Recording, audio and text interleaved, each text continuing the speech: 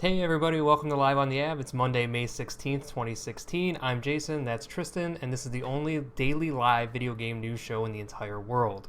We have a ton to get through today, so let's get things started by talking about Microsoft releasing 10 million gamertags. Actually, it's only a million, not 10 million. I got excited for a second. Million gamertags.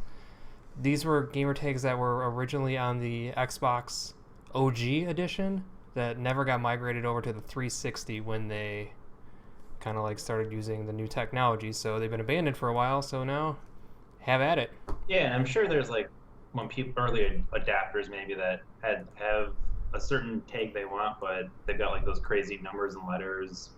Well, Chad Sweener is a good one. Big rigger, and then he's got like the year. Yeah. So if someone wants to find him, you have to you can magically find out what year Big Rigger's end of it is. But it's like hopefully now he can get Big Rigger. Yeah, there's a chance Big Rigger's like possibly available. We're assuming that they're still going to charge you for these. So I think it's like $10 to change your gamer tag. I think something crazy yeah. like that. That's kind of nuts, but whatever. It's still nice to change it though if like you get really sick of the same one. I don't know, man. I've been using the same thing since I was like 10, so like I'm super psyched about keeping it forever. It's a terrible, terrible name. But on May 18th at 2 o'clock Eastern Time, worldwide, everybody can go out there, get your 2001 pop culture reference Xbox. I love that there's an actual time that they're gonna do this. Oh yeah, like this is gonna be like This is like the fucking gold rush, dude, of 2016, dude. Get ready. Other Microsoft news. Let's move on here for a second. The second Microsoft news story of the day is Project Spark is being shut down. I don't know. Are you sad about this, Tristan? Not really, because I never used it.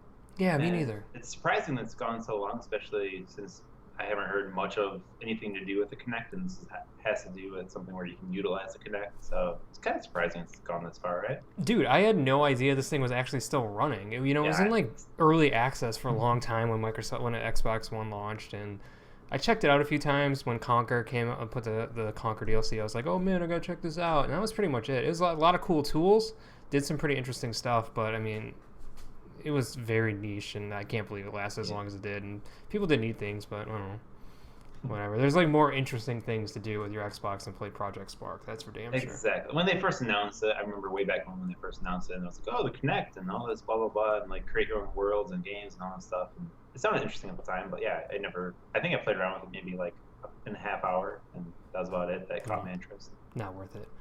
You know what? We're going to try to get your interest caught with Civilization, Tristan. Amy and I were pushing it on you on the block party last week because Civ 6 was announced. The Steam Summer Sale is kind of leaked. It looks like it's starting on June 23rd, lasting 2 weeks. Steam Sale is not what it used to be.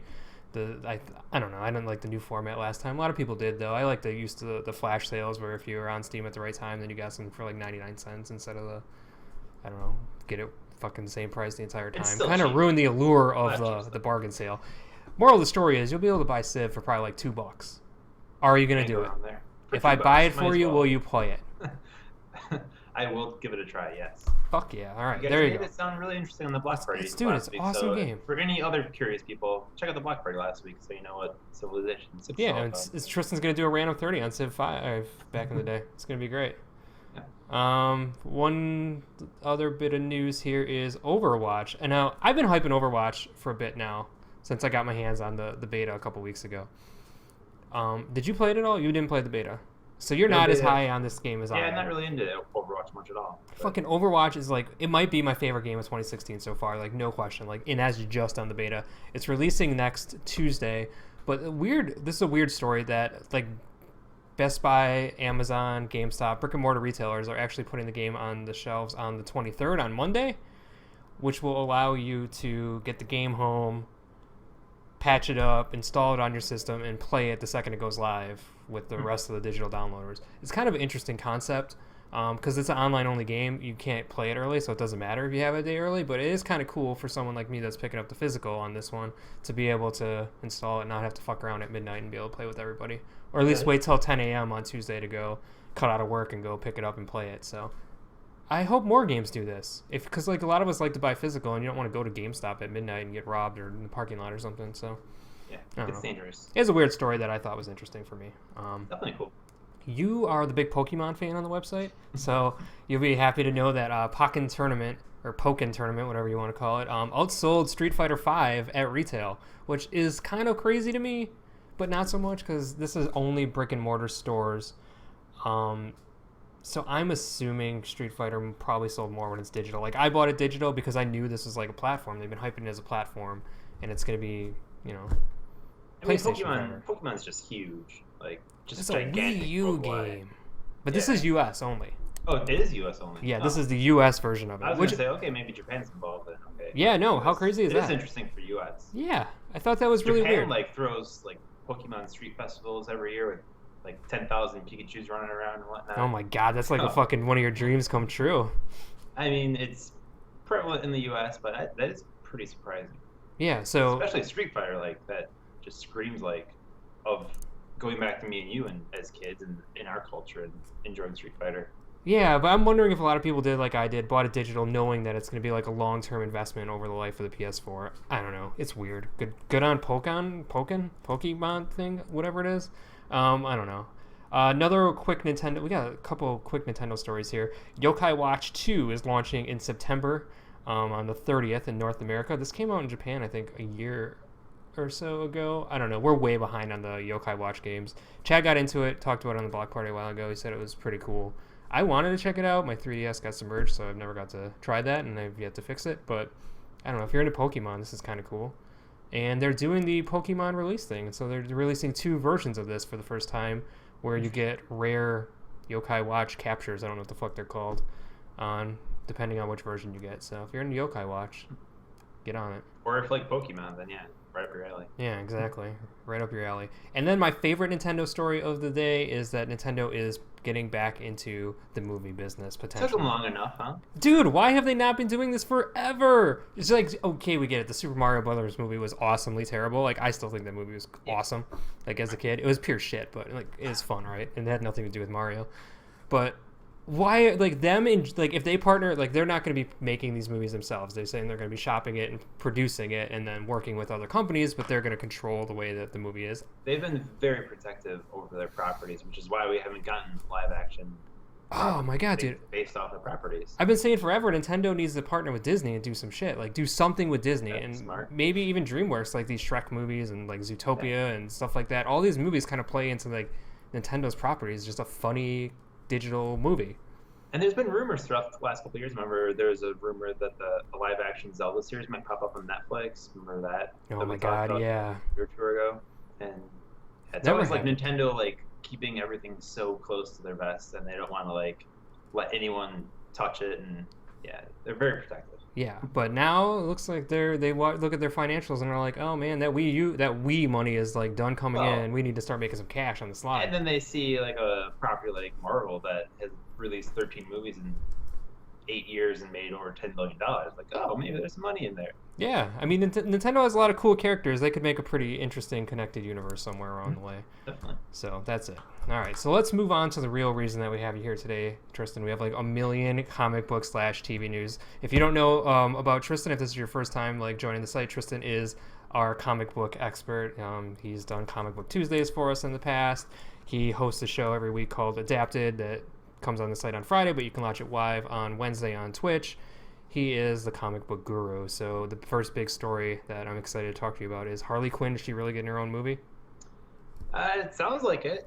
And it sounds like Margot Robbie actually hired someone privately to write up the script and then shop it to Warner Brothers because she loves this character so much, which is kind of cool to hear an actor like just love the character so much. And yeah, now they want like more of it. And if they're going to make any extended thing out of the Suicide Squad movie, Harley Quinn's going to be the greatest thing in this movie. So it makes sense. Like, make a movie. And even better, this rumored movie that might be coming also includes Birds of Prey and includes other female DC superheroes like Batgirl and maybe Black Canary, who knows. But yeah, it would be interesting. And I hope they don't water it down too much, which is throwing too many characters in a movie.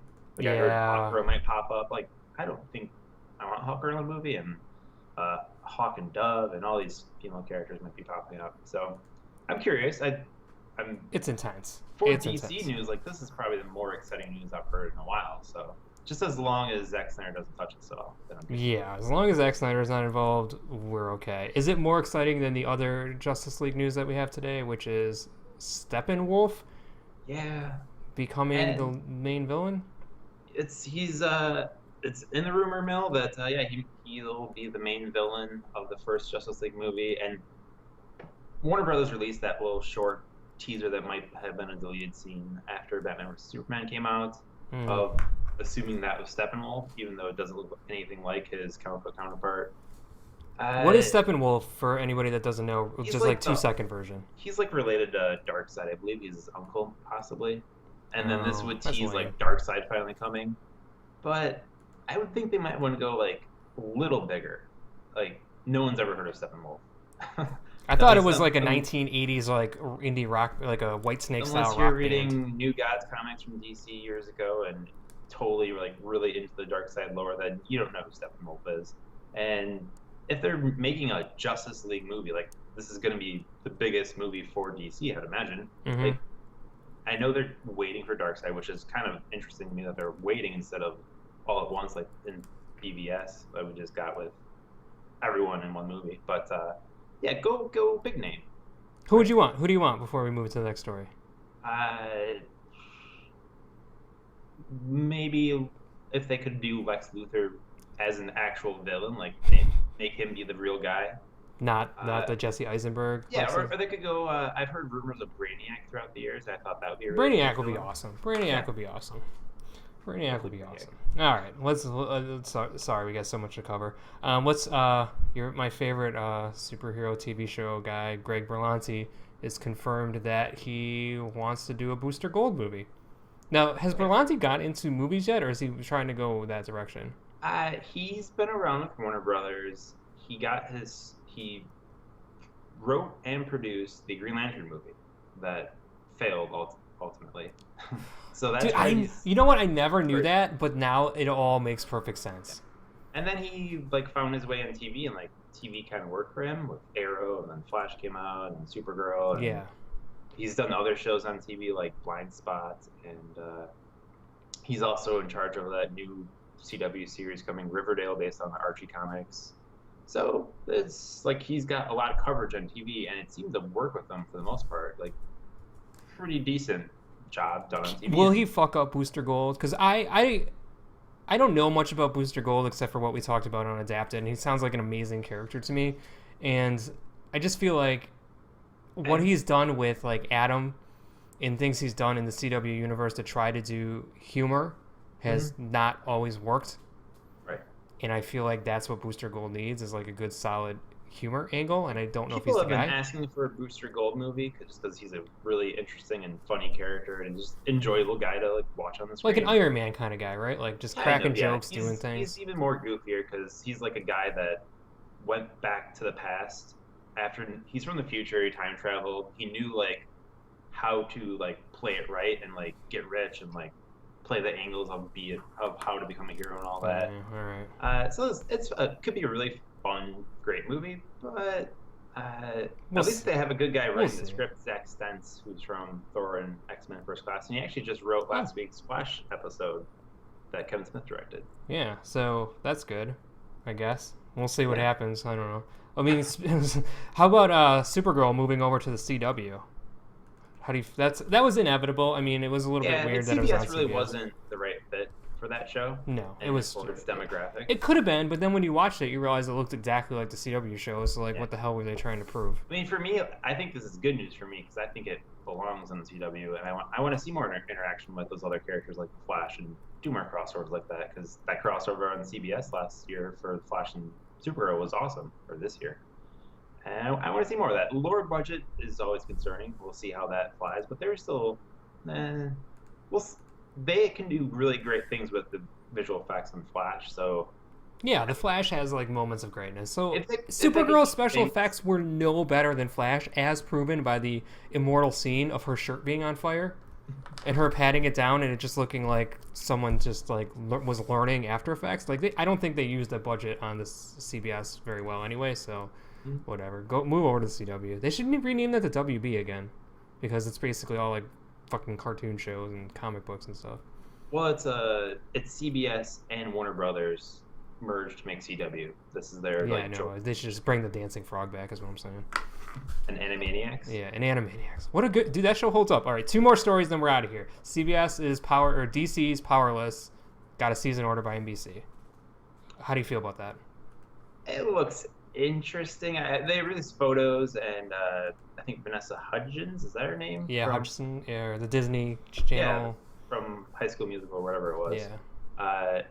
It sounds like she's gonna be playing the lead, and there's a couple guys like I forget his name, but Abed from Community is in the show. The cast photo looks interesting. I just don't know, like. Could be some funny guys. I don't know how they're gonna link the superheroes, and I feel like that could become very generic on how like, oh, there's a superhero. Yeah. An insurance office and. Funny shows, funny comic book shows like Lucifer just haven't worked for me so far. So I'm just. I don't know. It sounds like they're doing the same style as The Office. Another show that recently just did that was Muppets, where they do the same style of how they film it. Which was just canceled. It was just canceled, so we'll see how. I like the beginning of the first few episodes of Muppets, but now we're talking. But whatever. If they kind of can, I don't know. If they take it and make it an edgy show, I think it might work. If it's edgy like The Office, then it'll work. If it's not, if it's like a slapsticky comedy, it's going to be a disaster. I also kind of feel that NBC is just trying to like get involved because they're the only network. Well, now CBS will also be another network, but not having a comic book TV show. Mm-hmm. So at the last one they did was Constantine. So yeah. So we'll see how that goes. And ABC seems to be getting out of the fucking comic book show game rather slowly here, with the axing Agent Carter, passing on Marvel's Most Wanted. Agents of S.H.I.E.L.'s time looks to be maybe one more season and then that's done. I think Agents of S.H.I.E.L.D. will keep going because the more episodes they do, that's more money for syndication. Like they've. Yeah, did they hit the syndication thing this season or is it next season? I think it's like 88 episodes. I think so. Yeah, plus, it's ABC Studios helps make Agents of S.H.I.E.L.D. They help make these other shows, but so that's why it's so much money for them. But Agents of S.H.I.E.L.D. is the last man standing. Without Agent Carter, no big loss, right? I mean, they could do like a one-time special just to wrap up because it ended on a cliffhanger in season 2. So they could do that. They should probably do that. And the fact that they passed on Marvel's Most Wanted one time already, and now this is the second time they're passing.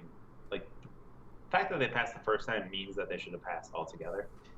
Yeah. Like, they knew there was some hesitation, and they finally filmed the pilot, and they're like, let's pass on this. Yeah, so. Hopefully those characters just go back to Agents of S.H.I.E.L.D. Yeah. We might spend a little more time talking about all this stuff on Adapted this week. But if not, that does it for this week's episode of Live on the Av. If you guys just kind of like came across us randomly, don't forget to subscribe so you get all of our videos the second they release. I'm Jason. That's Tristan. This is allertonav.com.